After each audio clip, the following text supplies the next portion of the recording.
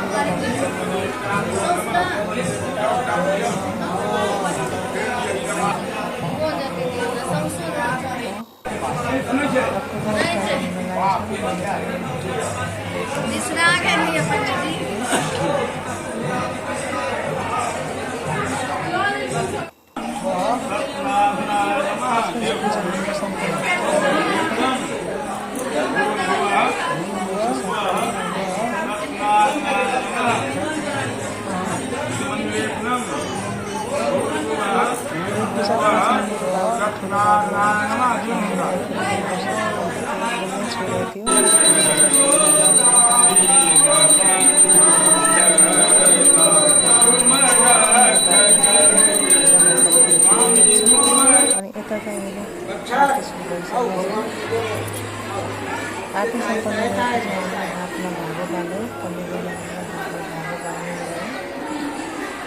भागो बाल्नु सबैजनाले कालो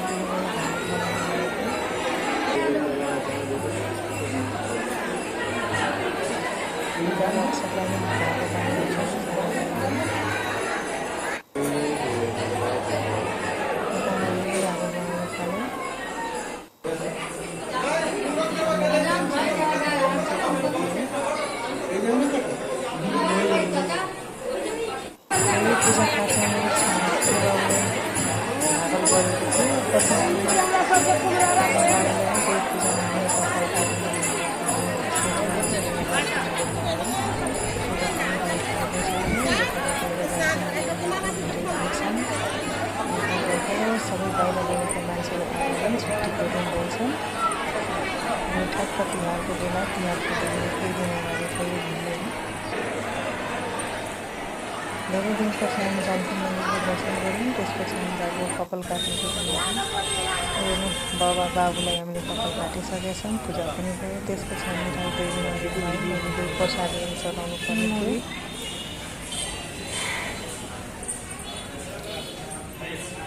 गर्मी त्यस्तै छ। जानकी राजदेवी मन्दिरमा नि हामीले बाबुले फोटो सुट गराउँदैछौँ। त्यसपछि हामी त प्रसादी चढाउनु गयो।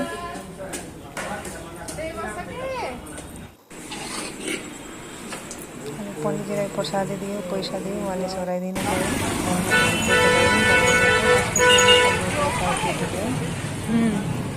फेरि हामी जानकी मन्दिरतर्फ नै जाँदैछौँ।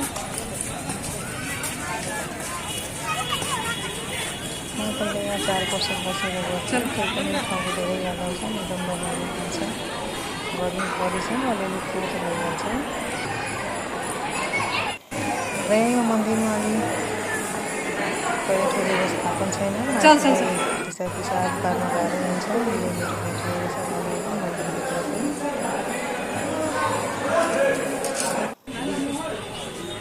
त्यसपछि हामीले जुत्ता चप्पल राख्ने ठाउँमा निस्क्यौँ। आउँदाखेरि साँचौरी जगाइसक्नुभएको थियो सानो सासूमाको घरमा। जुत्ता चप्पल लगाएर हामी ठुलो मम्मीको नानी हुन्छ, ठुलो सासूको बहिनी हुन्छ।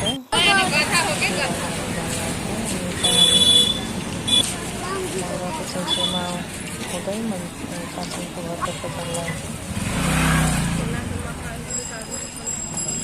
यहाँ रेडिमेड गहनाहरू पाइन्छ। अनि त्यसपछि हामी आयो मौसी सासूको घरमा। अनि यहाँ हामीले खाना खायौँ, एकछिन बस्यौँ, एकछिन धेरै गर्मी भएर एकछिन आनन्द पनि भयो। त्यसपछि हामी घर जान लागेको, सबैजना गाडीमा बसेर। देउस रमाइलो भयो। बाबु कपालकानी काटियो, सानो बाबुको, ठुलो बाबुको। यता छठ पनि तयारी हुँदैछ। अरू बाँसहरू टेन्ट गाड्नलाई राखेको छ। सेम पापा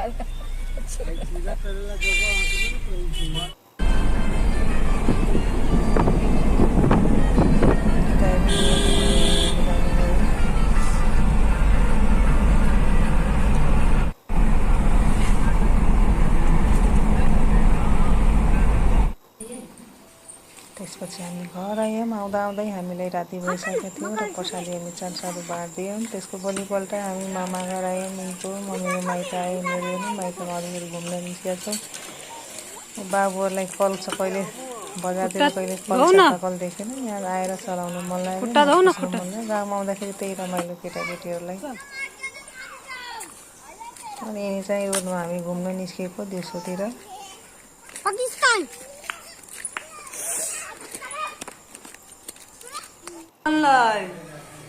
त्यसपछि अलिअलि छठ पूजाको तयारी हुँदैछन्। छठ थियो, त्यही भएर हामी घर गएछौँ। दीपावली मनाएर छठमा मम्मीकोमा आयो। अनि मम्मीले यहाँ केही खर्ना पूजाको बनाउँदै हुनुहुन्छ।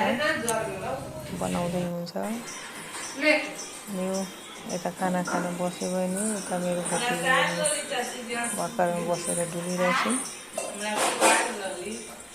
यति नै मेमोरी। Thank you.